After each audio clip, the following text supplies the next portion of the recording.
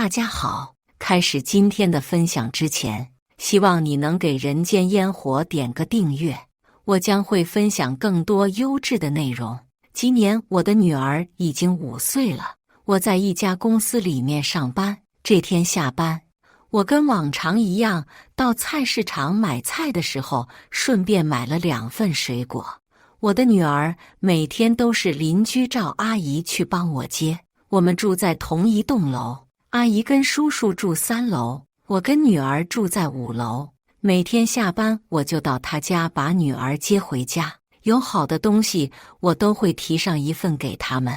我到赵阿姨家敲了敲门，是叔叔开的门，女儿跟在身后探出头，看见是我就跑过来抱住我，甜甜地叫着：妈妈，妈妈，你下班回来了呀，我都想你了呢。我用手摸了一下女儿的头，说我也想她。我走进去，把水果放在了茶几上，说：阿姨，我买了点水果给你和叔叔吃，好吃的话我下次再给你们多带点。赵阿姨，哎呦，你看你一个人带着孩子又要上班的，赚钱多不容易。我跟你叔叔想吃可以自己买，你不用破费，把钱省下来跟孩子好好生活。我一点水果花不了多少钱，再说了，我买的这点水果都比不上你帮我接送小孩呢。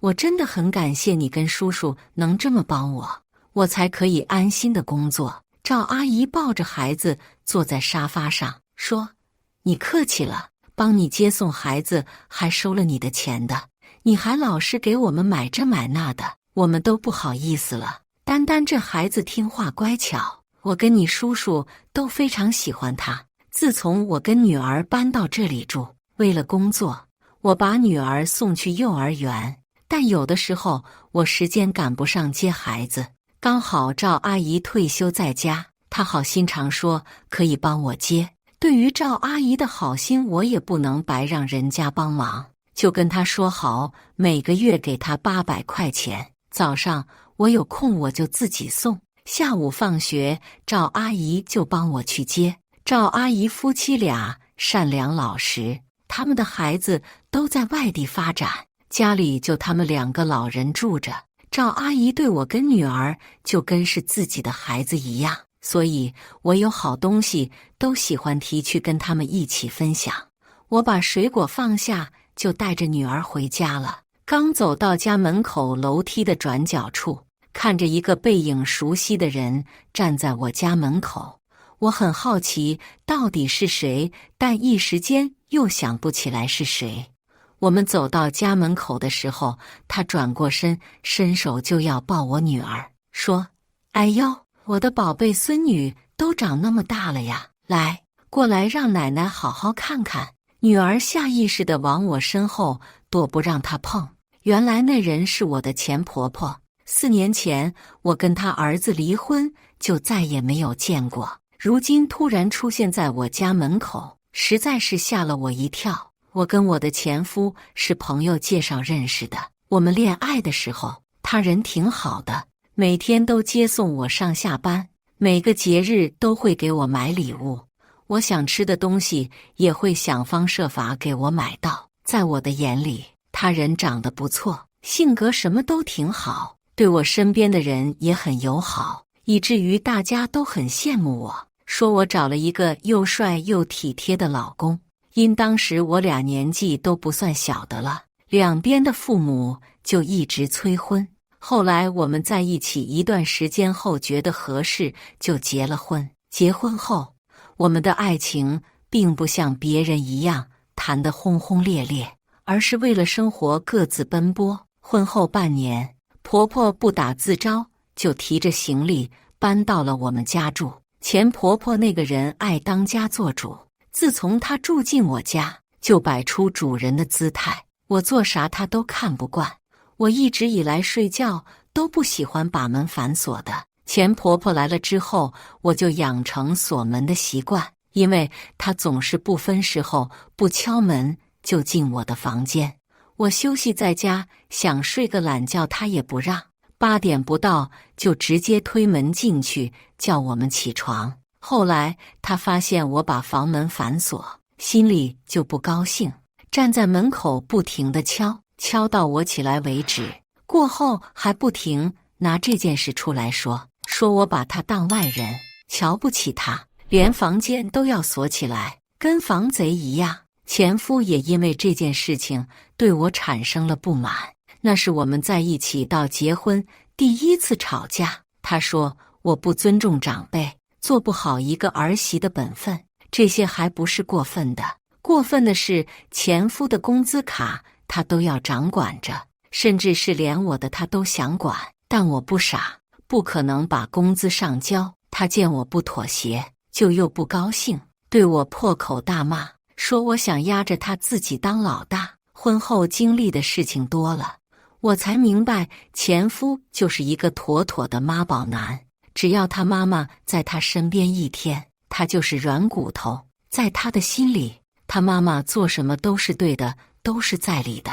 前婆婆还经常当着我的面说我配不上他儿子，他儿子优秀就得配优秀的人。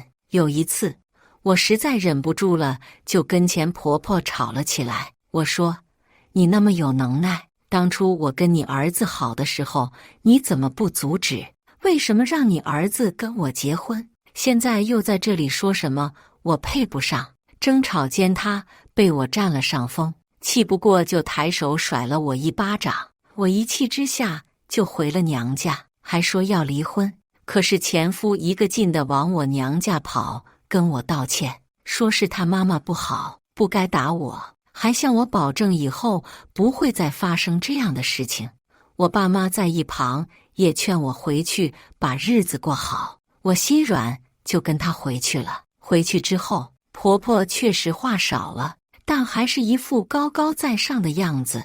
我为了不跟她发生矛盾，每天回家除了吃饭都很刻意地跟她保持距离。结婚1年后，我怀孕了，因孕反严重，我只能辞去了工作。我不上班的日子里，前婆婆不少数落我，说我就是装的，就是懒，不想干活，就想在家里等着她儿子养。我整个孕期花的钱都是我自己工作存下来的。我问前夫，给他说工资他妈妈拿着，想要就去问他妈妈拿。可每次我问了，都是一样的结果，前婆婆死死拽着，就是不给我，扬言说这钱是留来以后孙子用的。我以为前夫会心疼我，没想到他却站在他妈妈那边，也觉得是我矫情，装模作样，拿孩子当借口不去上班。好不容易熬到了孩子出生，我一个人提着待产包去了医院办了手续。他们母子俩一个上班，一个在外打牌。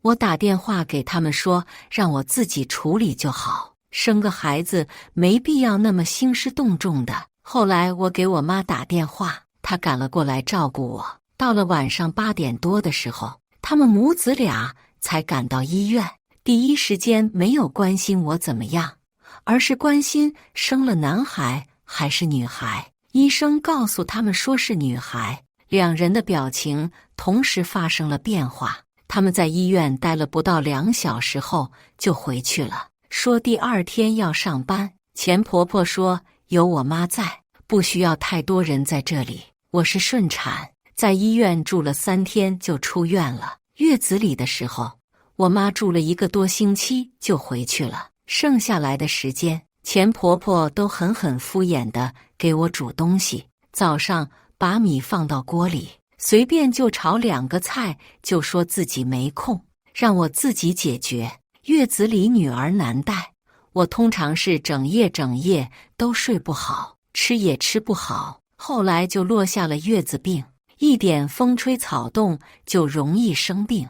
出了月子就更不用说了，自己饿了就要自己煮，孩子哭了也要自己抱。前婆婆不是出去跳舞，就是去打牌，一天在家除了睡觉不超过2个小时。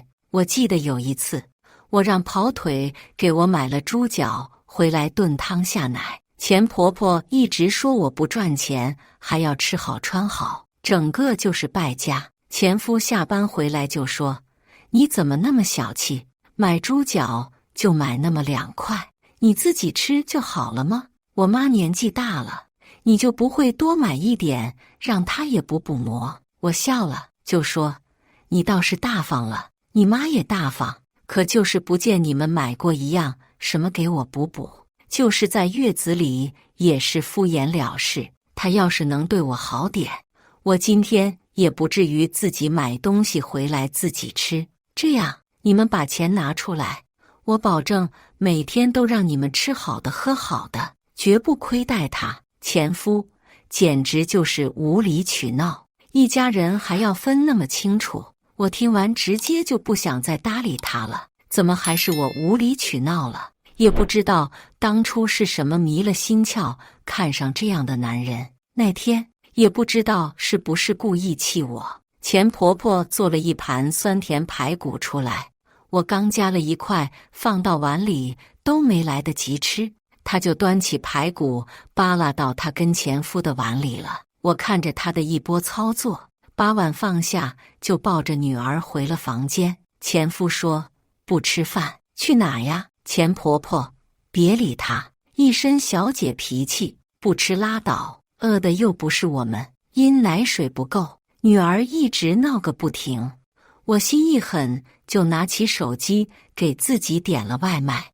我点了一份猪肚鸡汤，一会外卖到了，我就把女儿哄睡着，自己吃起了饭。钱婆婆见我点了外卖，自己一个人吃，不叫他们，就一直骂我小气，说我一个人吃好的不地道，还把前夫在房间喊了出来，让他评评理我做的对不对。我被气得笑了出来，说我小气，我自己吃好的就不地道，你们刚刚吃排骨的时候怎么就不觉得不地道了？你们不小气，连块排骨都不舍得给我吃，我一个喂奶的人，为了孩子吃点好的又怎么了？你们把我娶回来不能当家人一样对待，那为什么要结婚？为什么要祸害别人？你们母子俩在一起过不就挺好的？前夫不分青红皂白，上来就给了我一巴掌。我哭着说，当初瞎了眼才会嫁给他，我可怜我的女儿有他这样的爹。钱婆婆一把把我的筷子抢了过去，饭也不让我吃，就说我儿子才是瞎了眼，才娶了你这么个女人。我站起来把东西打翻在地，抱着女儿回了房间。当晚前夫自己到了客房睡，第二天一早他就跟我提了离婚，说我变得不像以前，以前的我是温柔贤惠懂道理，现在就是一个十足的泼妇，一点道理都不懂，还不尊敬长辈。他不想再跟我这样过下去了。钱婆婆刚好在房间里走出来，听见他儿子要跟我离婚，举着双手就说我赞同，双手赞同。儿子，妈支持你跟这样的女人离婚，你那么优秀，不怕娶不到好的老婆，像她这样的女人只会给我们家带来霉运。那时候女儿准备满1周岁，但他作为父亲丝毫没有任何怜悯之心，一点都不为孩子考虑。就在那时，我对他也是死了心。听完，我不吵不闹，说你想离婚也不是不可以，答应我几个条件，我就跟你离婚。第一，这个房子买的时候我出了20万，装修出了10万，你把这个钱还给我。第二，孩子归我，抚养费你要付到18岁，1个月800块钱，我不要分期，你一次性给完，不然免谈。钱婆婆在旁边煽风点火，一直让她儿子答应我的条件，有本事还怕赚不到钱呀。一开始前夫不想答应，想拖着等我松口，可我心已死，始终不肯松口。他妈妈也在催他，他无奈只能硬着头皮答应。房子的30万他给完我，就是女儿的抚养费他没有按要求给，只给了15万。我为了能早点逃离那个家，就没有纠缠，拿到钱后就签了协议，同意离婚。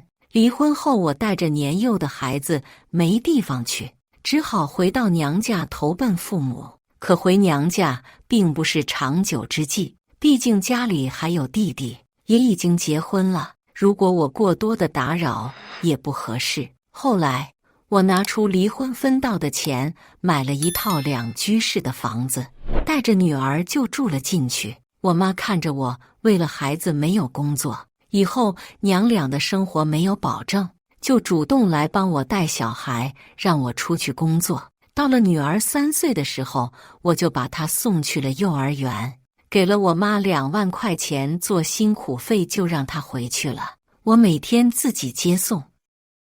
后来我的工作有时候下班不准时，我就在楼下请了赵阿姨帮我接女儿。赵阿姨人好，夫妻2人都有退休金，她根本就不稀罕我给的这几百块钱。她是看我一个人带着孩子生活，可怜我们母女俩，才答应帮这个忙的。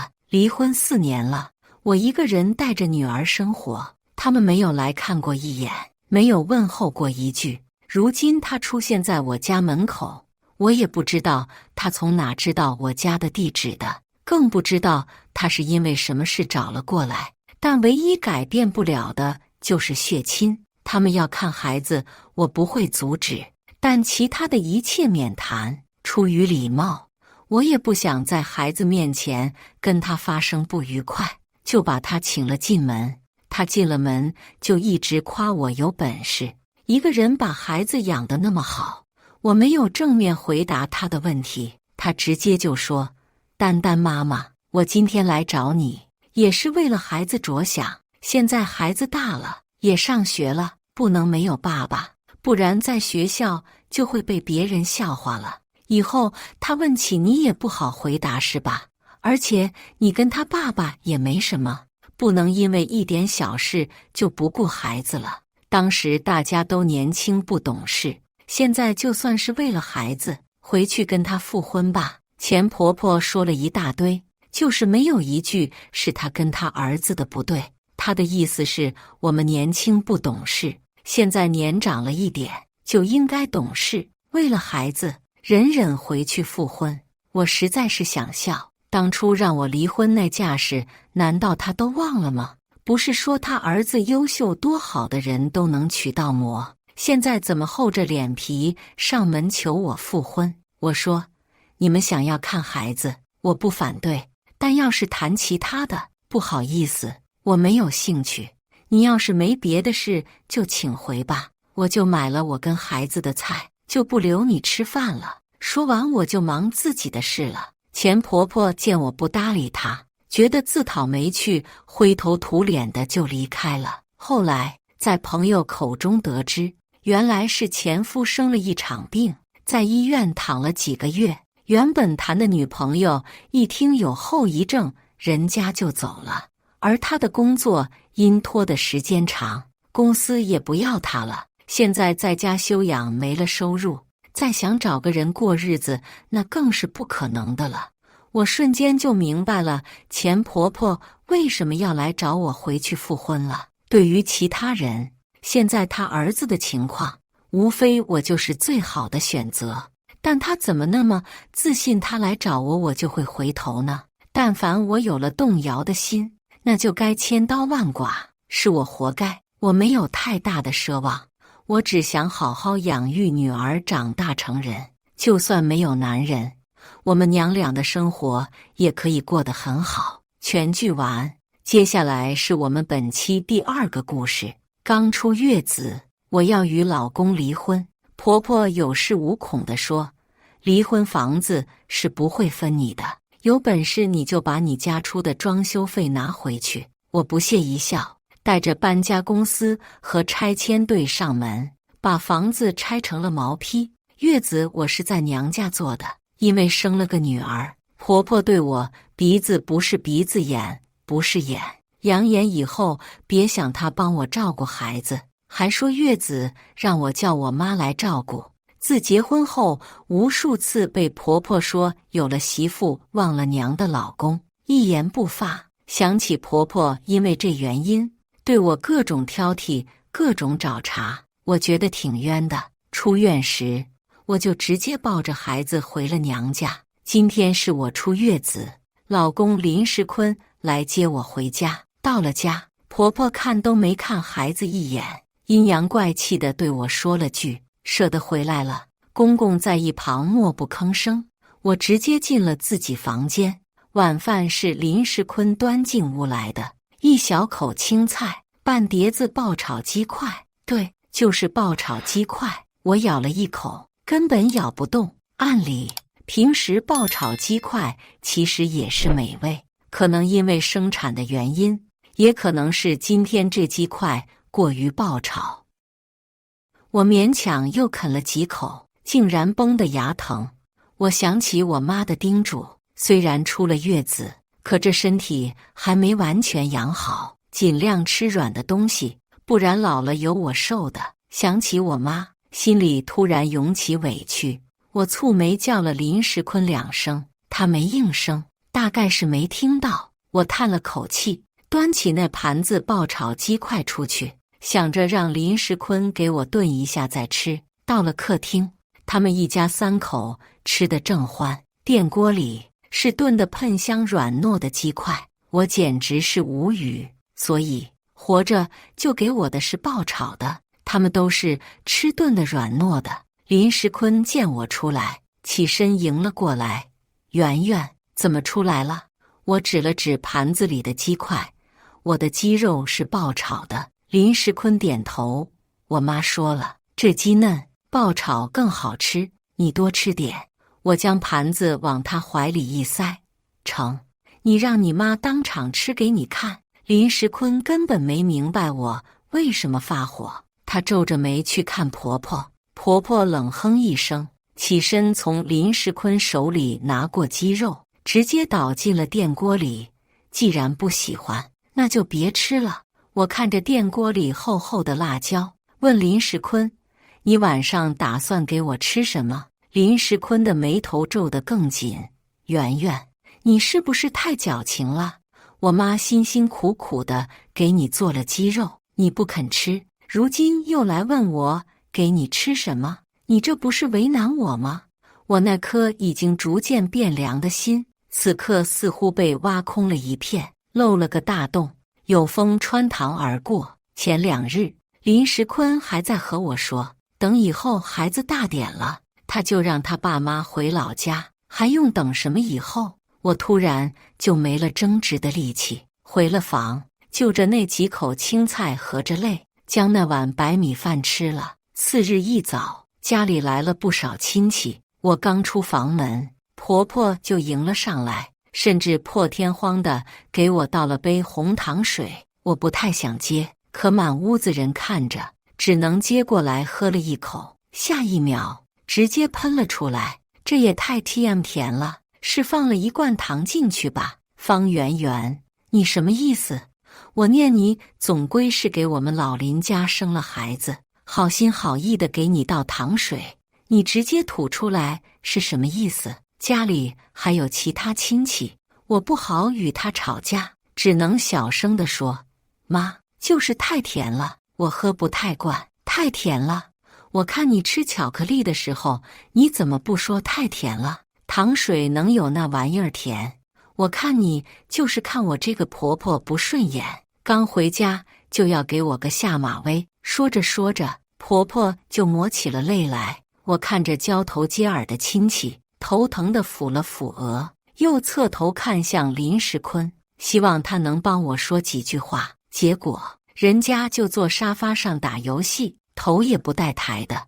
我本想忍下这口气，等没人了再说，毕竟家丑不可外扬。就见林世坤姑姑站起来，一边将婆婆往沙发另一头扶，一边阴阳怪气地道：“嫂子，别哭了，这现在的儿媳妇不都这样吗？”说着，她又朝我吩咐道：“圆圆啊，孩子你给我们带，你去做饭吧，大家伙都是来看你的，总得吃饭了再回去。”我几乎以为自己的耳朵听差了，这一大家子人都在，让我一个刚出月子的人做饭。我指了指我自己，重复地问：“我做饭？”婆婆也不哭了，甚至还露出了一个笑来：“你作为儿媳妇的，在家做顿饭不正常吗？众人的目光都扫了过来，其中一个表姐似乎是看不过眼，说了句：“咱们不吃饭也行的，这圆圆才刚出月子呢。”婆婆一嘴就接了过去：“刚出月子怎么了？饭就不能做了？我们那会儿生完第2天就下地了。”表姐不吭声了，我紧了紧抱孩子的手，踢了林时坤一脚：“你妈说让我做饭。”林时坤抬了抬眼皮：“那就做呗，我帮你。”说着，他收了手机，站起身，笑眯眯将孩子抱给了他姑姑。林时坤上前来拉我的手，我用力地甩开，深呼吸才压制住心中的难受。林时坤不解地看我，脸色也有几分不好看。我拉着他直接进了卧室。圆圆，你这是做什么？家里那么多客人，你这样甩脸子。林时坤，我才出月子，你妈就让我做一大家子的饭，你都不帮我说几句话。我看着他不耐烦的神情，心里的失望快要将我淹没。我闭了闭眼，脑中闪过月子期间的种种。林时坤听他妈的话，还信誓旦旦地说这都是为我好。还有林时坤因为他妈妈一句女人坐月子不能受凉，不能吹空调的话，就将我房间的遥控器悄悄地藏起来的奇葩事件。其他的还有什么？晚上孩子哭了，他只会冲我发脾气，怪我没带好，自己却看也不看一眼，诸如此类，很多很多。圆圆，都是亲戚，妈也是给你机会，让大家看看你的贤惠。林时坤还在极力劝说，再说我也会帮你的，你只需要做做样子就行了。这一瞬间，我无比的肯定，当初就是瞎了眼了。我冷笑：林时坤，什么叫帮我？还你妈给我的机会，你干脆和你妈过日子算了。说完，我推开门，重新进了客厅。客厅里，婆婆见我出来，挑衅似的笑了笑：“圆圆，你看看你这孩子，脾气真是大。我就提个建议，你还甩上脸色了。在医院的时候，叫你吃饭也不吃，非得我端到你面前才肯吃。坐月子也不肯在婆家坐，妈给你倒糖水你都不喝，辛辛苦苦炒的鸡肉泥也嫌咬不动。如今让你给亲戚做顿饭，你也不愿意。哎，你们方家的家教还真是……”我死死地捏住拳头，不停地深呼吸。片刻后，我唇角浮起一抹笑，端起桌边的那杯糖水，走向婆婆。我一把抓住婆婆的头发，将那杯糖水就给她灌下去。妈，好喝吗？不甜吧？婆婆边挣扎边往外吐，又因呛着了糖水，咳得厉害。屋子里静了1秒，直接炸开了锅。方圆圆，你这是做什么？林时坤冲过来，一巴掌拍掉了我的手。公公也奔了过来，横眉竖目，扬手就给了我一巴掌。你反了天了，还敢直接对你婆婆动手了？我的脸被打得偏到一边，火辣辣的疼。我又抱着最后一丝希望看向林时坤，却见他眼神躲闪，直接不看我。心里的最后一丝光泯灭，我抿了抿唇，站起身，众人都后退了一步，似乎在防着我发疯。我直直地冲了过去，从林时坤姑姑怀中抱过女儿，抱着孩子，头也不回地出了门。临到门口，婆婆还在叫嚣：“方圆圆，你今天出了这个门，就不要再回来了。”我的步子顿了顿，不再犹豫，一步一步地踏了出去。我抱着女儿的手微微紧了紧，小姑娘醒着，一双黑黝黝的大眼睛望着我，纯洁而又天真。我的眼涩得厉害，不经意间有水珠滑落，一滴一滴地滴在女儿的衣服上。我抱着孩子茫然地往我妈家走，与林时坤的种种浮现眼前。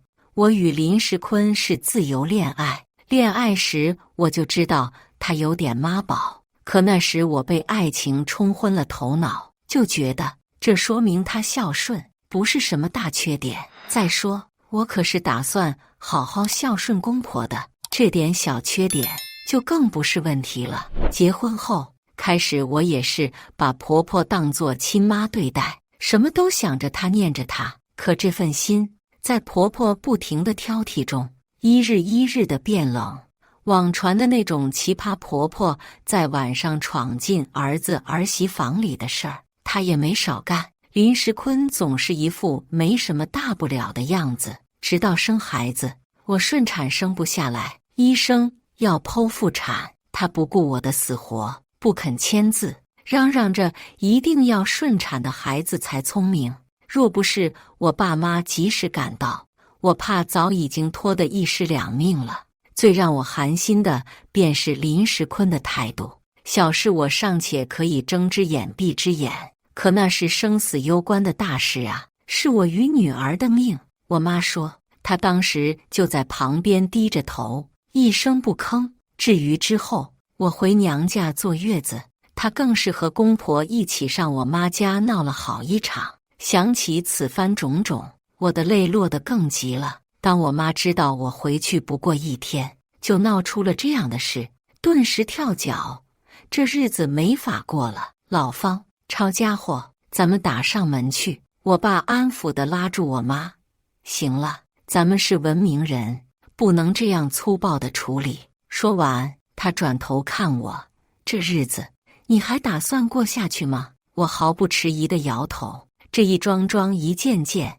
都让我对这份婚姻和这个男人失去了信心。想想以后这么长的人生，我觉得不寒而栗。然后我爸直接带着我去派出所报了案，故意伤害罪。很快，林家一家人都被带到了派出所。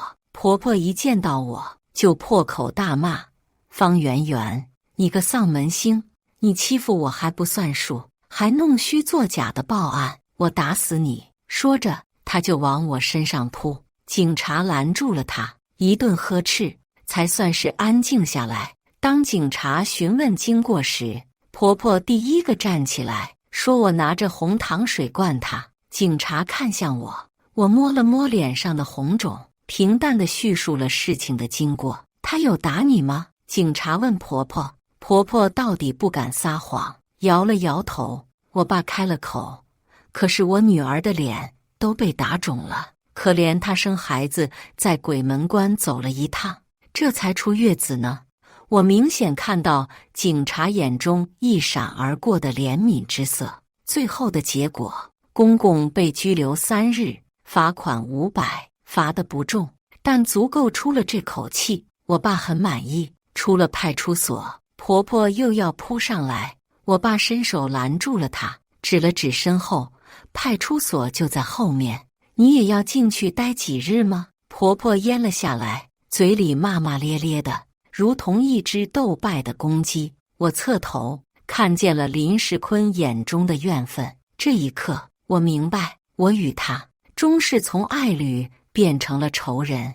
我爸给了我半个月的冷静期，他说让我好好考虑，若是还想过，那他为我出头，让婆家不敢再折腾，但是往后的日子得我自己过，是苦是甜都只能自己咽下去。若是真不想过了，那就离婚，该分的财产，该要的东西一样不能少。林时坤是第7天过来的，他进门舔着脸喊爸妈，见没人理他，又嬉皮笑脸地凑过来，圆圆，别生气了，跟我回家吧，这都这么多天没见你了，我都想你和宝宝了。我冷着脸没理他。林时坤又哄了几句，见我没反应，开始恼羞成怒，方圆圆，你别给脸不要脸，你以为你这样拿着我就会妥协？我妈说的没错，这女人呢，就是不能惯着，越惯越上天。我当初就是把你惯的，我已经完全懒得搭理她。我妈气得拿起扫把就将她往屋外赶。之后林时坤又来过几次，每次都是开头笑脸哄，见我不原谅，又开始各种辱骂和打压。既然当初瞎了眼，如今就该醒悟过来。半个月后，我还是选择了离婚。有些事发生了就能记一辈子，特别是月子愁这种。若林时坤那时能有几分担当，能护着我几分，我倒也愿意与他继续过下去。可他的态度直接将我的幻想掐灭。这样也好，我爸带着我和2个堂兄一起登了林家的门。女儿我没有带去，由我妈在家里带着。婆婆开门见识我们，恨不得马上挠我一脸。可看看我身后人高马大的堂兄，又收了这心思。他阴阳怪气地说：“姓方的，你们这是来做什么？我们家不欢迎你。”我爸笑：“不欢迎也没事，让我们进去就行。当然，你实在不愿意我们进去，咱们在这走廊上谈也可以。我们方家行得正，坐得正，可不怕被人议论。”说话间，邻居的吴阿姨已经探出头来，我笑着回头与她打招呼。婆婆脸一僵，将门打开，回身进了屋。我爸摸了摸我的头，带头走了进去。一进屋，我就听到林时坤在房里问：“妈，谁呀？”婆婆没好气地回：“方家的人。”下一刻，林时坤就冲了出来，见到我，他似乎怔了几秒，笑道：“圆圆，回来了，回来了就好。”说着，他就过来拉我的手，我一把甩开。林时坤脸色难看了几分：“方圆圆，你还要闹到什么时候？”我叹了口气，从包里拿出离婚协议递了过去。林时坤，我没闹，这是离婚协议，你签了吧？林时坤不明所以的接过，在看到离婚协议几个字的时候，变了脸色。圆圆，你是不是在开玩笑？咱们不是感情好好的吗？离什么婚？我有些心累，多说无益，咱们好聚好散吧。婆婆见此，一把从林时坤手中抢过离婚协议。离婚？离婚好啊，我儿这么优秀，还能找个黄花大闺女，你以为你这破鞋还会有谁要？林时坤冲他妈吼了句：“妈，你少说几句吧。”说完，他又回过头拉住我的手，不可置信地道：“圆圆，不就吵几句嘴吗？怎么就到了闹离婚的地步？”林时坤边说边抬头去看我爸：“爸，是不是你们看我不顺眼，让圆圆和我离婚的？我就知道，当初我和圆圆结婚，就是你们死活不同意。”我打断他的话：“林时坤，我要离婚是我与你的事，跟我家人没关系。到了如今，你还不想想我为什么刚出月子就执意要离婚吗？呵，不是你家人唆使的，那肯定就是你在外面有男人了，是不是？”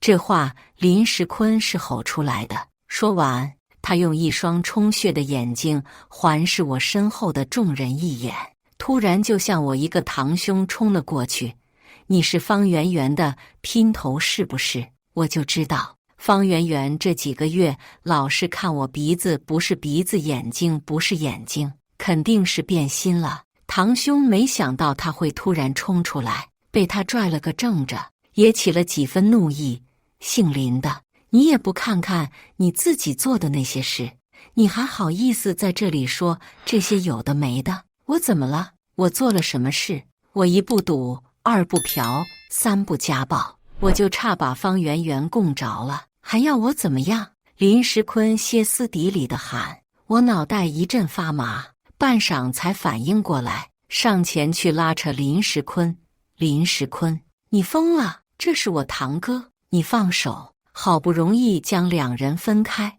就听婆婆冲林时坤吼：“林时坤，你给老娘有出息点儿！不就是离婚吗？离婚了，你还找不着女人了？用得着这么求他吗？”林时坤的身形顿住，婆婆狠狠瞪了林时坤一眼，将离婚协议摔在他面前：“你个蠢货，还在这里舍不得人家？你看看人家怎么想的？孩子归他，房子一人一半，还要每个月给2000块的抚养费。”林时坤嘀咕：“我不离婚，你个龟孙子，你要气死你老娘是不是？人家就是用这事儿拿捏你呢。你看看他离了婚谁要？婆婆将林时坤往后一拉，然后气势汹汹地道：“那个丫头片子，你们爱要就要，但是房子不可能给你，一人一半也不行。首付可是咱们老林家出的钱，结婚后你又没上班，也没还房贷。”我冷笑：“你怕是忘了，当时结婚的时候就商量好了的，你们出首付，我们家出装修的钱。这装修可是花了20万，还有家里的家具电器也都是我买的，花了差不多10万。结婚2年，我是没上班，可怀孕前所有的家务都是我做的，请个保姆也要花钱吧？咱们县城的房价也不高，就5、6千1平，这房子最多也就值个7、80万，我分一半，不过分吧？”婆婆指着我的鼻子就大骂：“你懂个屁！反正这房子没你的份，你个丧门星，娶了你我儿子就倒霉，生了个小丧门星，还整日吵吵嚷嚷的，这是直接耍赖加顾左右而言他。”我看着他这个无赖相，再看看林时坤的窝囊样，火上心头，冲着林时坤冷脸道：“林时坤，你听听这话。我为你生儿育女，你妈是怎么对我的，你又是怎么对我的？林时坤，你自己不想想吗？”说到最后，我红了眼圈。林时坤头一回冲他妈吼：“妈，你是不是非得闹得我妻离子散你才高兴？”婆婆被这一声给吼愣住了，半晌反应过来后，她直接冲上前就挠林时坤：“你要上天了是吧？我把你养这么大，你就这样对我的？”林时坤左躲右闪的，屋内顿时乱成一团。我爸看不下去，轻咳了一声，打断这场闹剧：“行了，都别闹了，这婚必须得离。林时坤，你还记得当初要娶圆圆时说的话吗？你可是说过不会让她受一点委屈，可今天就是当着我的面，你的承诺一句也都没做到，可想而知，我没在场时，我女儿过的是什么日子。”婆婆还是那句话，婚可以离，房子你们别想。我爸也有些来气，不是我们肖想你们的房子，我们只是想拿回我们装修用的钱。婆婆极其嚣张地笑出了声：“我们买的是房子，跟你们没关系，你们不是要装修的钱吗？那就把装修拿回去吧。”另一边，林时坤跟个哑巴似的，一直低着头不说话。我爸脾气很好的一人，此时脸上也染上了怒气。见此，我便知道这钱肯定是拿不回来了，也不愿意做过多的纠缠。我伸手拉了拉我爸的衣袖，冲他摇了摇头：“爸，算了，这事儿后面再说，咱们先把婚离了。”堂兄皱眉道：“圆圆，你别怕他们家，有我们给你撑腰呢。”我摇摇头：“哥，我知道，谢谢你们，我就是不想纠缠了，早点把事儿结了吧。”婆婆见状，笑得更得意：“方圆圆，你知趣就好。”我按了按手机，平静地笑：“你说我们想要钱，就把装修拿回去，是不是？”“是，有本事就把装修拿回去。”我笑得更意味深长了：“如此就好。”说完，我转头问林时坤：“我们下午就去离婚登记吧？”林时坤红着眼眶看我，不说话。我闭了闭眼，微微侧了头，不去看他。林时坤不说话，婆婆倒是开了口：“去，现在就去。”“林时坤，你现在就去把婚离了，看看他们敢不敢？”林时坤还是不说话。婆婆推搡着他又重复了一遍。林时坤抱着头大喊：“去去去，我就去，如你的意，好不好？”说着，他如困兽一般站起身来。登记完1个月后拿离婚证，民政局门口，林时坤拉着我的手最后挽留：“圆圆，孩子还那么小，咱们不离了好不好？咱们搬出去住好不好？”我一点一点地掰开他的手：“这不是在哪里住的问题，是你态度的问题。在你妈一次次闹的时候，你指责我的时候，你沉默的时候，我的心就已经一点点地凉掉了。林时坤的脸色一点点变白。我意味深长地问林时坤：“你下午在家吗？我过去收拾一下东西。”林时坤连忙说：“在的，我请假回去。”我摇头：“那倒不用，我不想看见你爸妈。”说这话时，我故意瞟了与林时坤一起前来的钱婆婆一眼，显然她到现在还不敢相信我真的和林时坤离了婚。林时坤连忙点头：“我带我爸妈出去。圆圆，你给我个机会好不好？”我没理他，只说了一声：“我下午3点过去。”便转身留了个背影给他们，身后是钱婆婆絮絮叨叨的声音：“林时坤，你有点出息好不好？不就一个女人吗？以咱们的条件，能找到更好的。妈，都是你，都怪你，要不是你折腾，我和圆圆何至于离婚？你不是一直说她不敢离婚吗？你不是说她被我们拿捏得死死的吗？所以他们到如今还以为我在演戏，以为我不敢真离婚。呵，还真敢想，呵，还真就可笑。”我头也不回地走了。下午3点，我让堂兄带着人，又叫了搬家公司，直接去了我与林时坤曾经的那个小家。小区保安见我们这阵势，还拦着我不让进，我好说歹说，才算是进来了。上了楼，打开门，果然家里没人。我挥了挥手，指挥道：“家具都搬走，椅子和凳子留下，这不是我的。”待搬完了家具，我指着空荡荡的屋子道：“瓷砖都扣下来带走，窗户也是，灯能卸走的就卸走，卸不走的就砸了。对了，这些瓷砖啊什么的，我也不要，就送你们了。”这话一出，请来的工人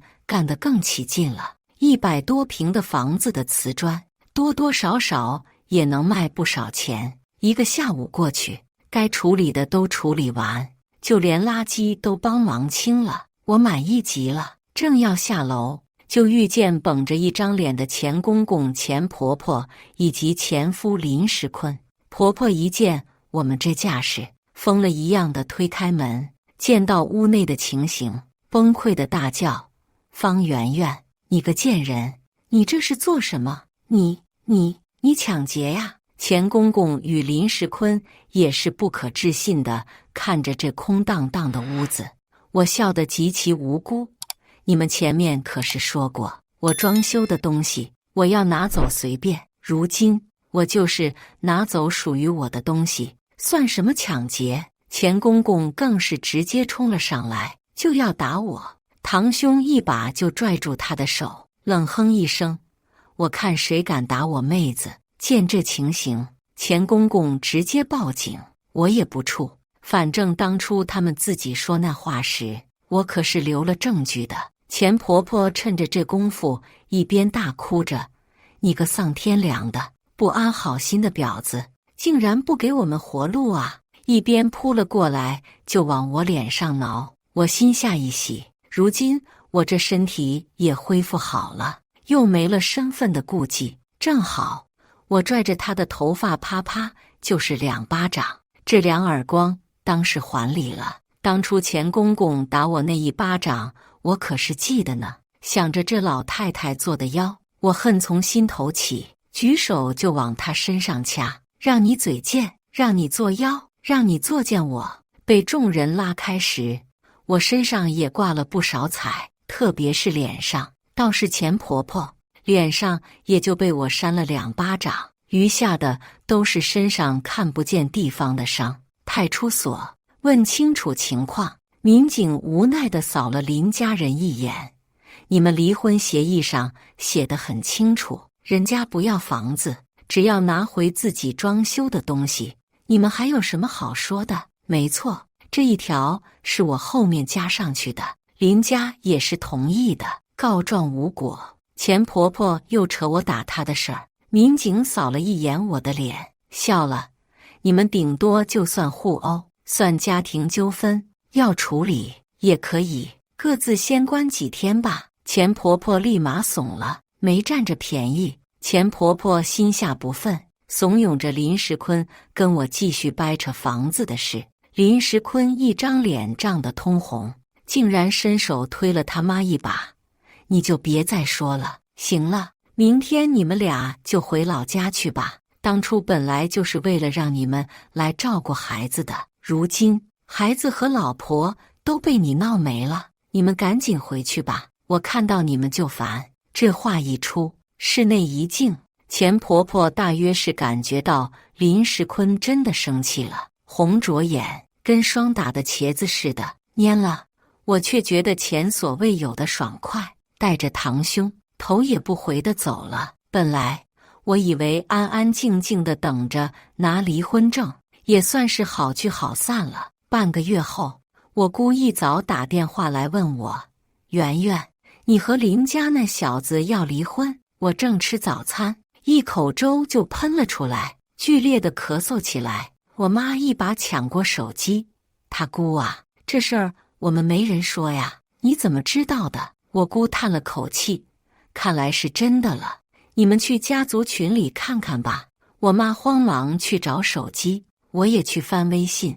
自生了孩子后，总觉得精力不足，这些日子又总是想着离婚这事，手机也没怎么用。一进微信，就发现家族群里已经炸了锅。我往上翻了好多页，才算是明白过来是怎么回事。林石坤竟然在群里说：“我在外面有了男人，连刚出生的孩子都不是他的种。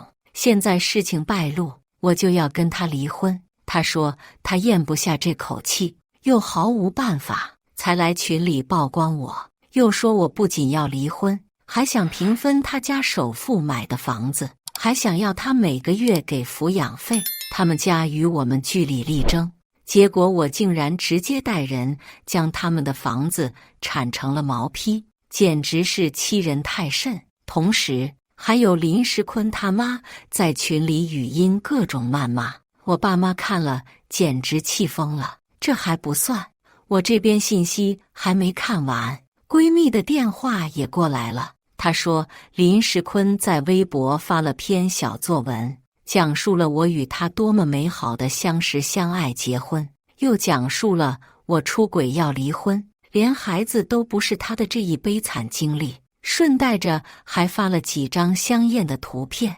这条刚发没多久，又发了个毛坯房的视频出来。视频中钱婆婆哭诉着我买房不拿钱离婚，却要分房子，分房不成心生恶意，直接带人将房子毁了的恶行。这两条微博发出来没多久，就被一个大 V 转发了，热度一下子就上来了。我顺着闺蜜给的链接进去看了，浑身冰凉，想撕了林石坤的心都有。我妈一见这慌了，连声问该怎么办。我爸到底要沉稳几分，马上打了律师的电话。我深吸一口气，压下翻涌的气血，将那些聊天记录与发文都一一截图保存。10分钟后，我爸电话结束，说律师说的，马上保存并记录，直接起诉林石坤，还说得去做个亲子鉴定。我点了头。这一天，越来越多的人打电话来问我这事儿，有好意提醒的，有闲着无聊打听八卦的，还有满怀恶意来看笑话的。最后，我不得不关了手机，随之我爸妈的手机也被打爆，被迫关机。家里的气氛一下子沉闷起来。我看着为了我满面忧愁的父母，慢慢的冷静下来，寻思着反击的方法。我用备用手机给林石坤打了电话，质问他做这样不要脸的事有什么意义。林石坤说，他就不想跟我离婚，若我在外面没人，那日子就好好过。他就把那些微博撤回来，再去我家族群里解释说都是误会，还说房子的事儿也不跟我计较了，只要我回去与他好好过日子。若我执意要离婚，那必定是在外面有了野男人，这样他势必要揪出来。我软下声音来求他撤了那些不实的言论。林石坤，我们好歹夫妻一场，你发这些侮辱的不仅是我，还有你自己。那些子虚乌有的图片，你是找人 P 的吧？你这样做是连咱们最后的一点情分都要耗尽了。对呀，我就是 P 的，怎么样？是不是特别香艳？方圆圆，你让我不好过，我也要让你不好过。你跟我结了婚，想要轻轻松松就离婚，门儿都没有。我攥紧手，抑制住发抖的身子。林石坤，你不是人。我与你恋爱3年，结婚2年，从来没有做对不起你的事。我为什么要离婚？你心里没点数吗？结婚的时候，你说你们家出首付，我们家出装修，我没要你一分彩礼钱，我爸妈还给我陪嫁了1辆车。你还有什么不满意的？咱们刚结婚，你就要把你爸妈接过来住。你不记得咱们晚上睡觉的时候，你妈闯进房间的事了？从那时起，我就后悔结这个婚了。到后来的种种不和，我一直在忍耐。生孩子的时候，你们为了个顺产的孩子更聪明，这样无稽的理由，就不顾我的性命，不肯签字。我将这几个月来受的气如豆子般都倒了出来。林石坤沉默了。你说话呀，林石坤，这些难道我说错了吗？方圆圆，这都是些什么芝麻豆子大的事，值得你记这么久吗？芝麻豆子大的事，林石坤，你就告诉我，我说的这些是不是事实？你不是一直要告诉你离婚的理由吗？这些便是理由，心不可能是1日变凉了的，离开的决定也不是一下子做出来的。电话那端沉默良久，林石坤终于开口：你说的这些虽然是事实，可是圆圆，我真的不知道你会在意这些小事，算我错了吧，我给你道歉，你回来，我们好好过日子好不好？林石坤，你凭什么认为我还会原谅你？挂断电话，我看着手机里的录音，轻舒了一口气。若不是为了这录音，我也不至于软声去求他。现在我只觉得看他一眼都恶心。之后我花了整整1周，将我与林石坤这些年的点点滴滴都整理出来，也将结婚2年来与婆婆发生的矛盾，以及林石坤让我心凉的态度，都一一的写了出来，配上图片和女儿与林石坤的亲子鉴定书。更是将前面去婆家商议离婚事宜时的所有录音和今日的录音都剪辑成短视频，还在视频里晒出了当年装修房子时的账单，并附上一份律师函，然后发了微博，按了前面帮林石坤转发的那个大 V。我又私底下和闺蜜打了个招呼，让她帮忙转发，毕竟他也是个有着几10万粉丝的小网红，一旦激起千层浪，网络平台炸了锅。经过1周的发酵，这事儿成了当地热点。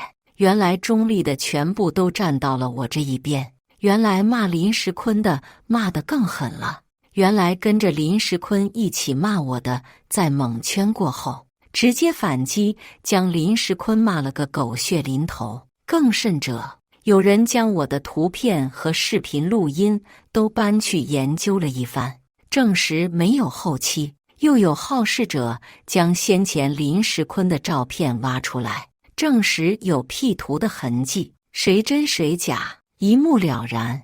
林石坤被骂得抬不起头来，不停地打我的电话，见我不接，又发信息求我删了那篇微博，撤了律师函，说再也不敢了。我只回他一句：明日民政局见面再聊。次日，我在堂兄的陪同下去了民政局。林石坤倒是很准时，就是整个人显得又邋遢又憔悴。钱婆婆也跟着，这回神色也没那么嚣张了，倒是眼中透出几分恨意。我们还没开口，他就先开了口：方圆圆，你个贱人，你在网上胡说八道什么？还不赶紧的将那些鬼话都删了！林时坤，你这是不想我撤销律师函了？我不理钱婆婆，冷笑着看向林时坤。林时坤红着眼瞪着他妈：“妈，你闭嘴吧！折腾到现在，你满意了吗？”钱婆婆噎住，不吭声了。林时坤却转头哑着声对我说：“圆圆，我让我妈回老家，咱们不离，好不好？”我笑了笑他的天真，他以为事到如今，在他做了那么多恶心事后，我与他还有回头路走。林时坤身后的钱婆婆嘴张得老大，一副不可置信的模样，但也没闹起来。想来这话林时坤早就与他说过了。虽然我已经并不在意他们的态度，可此时看着倒也挺爽的。被自己儿子赶回老家的滋味，想来不好受。我淡淡地道：“事已至此，走吧。”林时坤不动，我挑眉：“你不想我删微博了？”林时坤丧着一张脸跟我进了民政局，拿了离婚证出来。林时坤一直望着我不说话，很深情的样子。我嗤笑，听他妈话，房子不给我分毫的时候，怎么没见他深情？在网上造谣诋毁我的时候，怎么没见他深情？给我泼脏水逼我就范时，怎么没见他深情？圆圆，看在夫妻一场的份上，求你删文撤了律师函好不好？我如今连门都不敢出了，一出门大家就用异样的目光看着我，背地里悄悄骂我。我就想起林时坤刚开始在网上发这些时候，我不也经历过这些吗？你去网上发一篇公开给我道歉的文，将所有的实情说出来，然后承诺以后不再会因为任何事污蔑我，我便删了微博。我淡淡地道：“你个贱女人，你好黑的心肝！当初商量离婚的时候，你竟然录了视频，你个天杀的，你就是专门来坑我儿的！”钱婆婆的谩骂声不绝于耳。我皱了皱眉，扬扬手中的手机：“我可是录了音，就你这些话，我可以告你们诽谤。”钱婆婆立马住了嘴。林时坤颓丧地应了我：“好，我去道歉。”当晚，林时坤真的发文道歉，解释事情的真相。我也守承诺的删了当初的那篇文，并新发一篇，说明我与林时坤的约定。当然，律师函是没有撤的，毕竟我又没答应撤律师函，又不是小孩子了。一句不是故意的，我错了，就能将所有的事都接过吗？2天后，网络上又发生了件有趣的事儿。有个网友扒出林时坤在与我离婚前，带着个年轻女孩去了酒店，还不知道从哪里扒出了入住记录。一时间，林时坤成了渣男的真正代表，网络上见义勇为的可人儿更是汹涌地涌进他的微博，留下各种问候的话，迫使他直接注销了微博。3个月后，林时坤因诽谤罪锒铛入狱，判1年。此时，我正带着女儿和我爸妈在海南旅游，旧事已尽，往后是新生。以上就是今天分享的故事，大家有什么想说的、想吐槽的，欢迎在下方评论交流，也更希望能给人间烟火点个订阅，我将会分享更多优质的故事内容。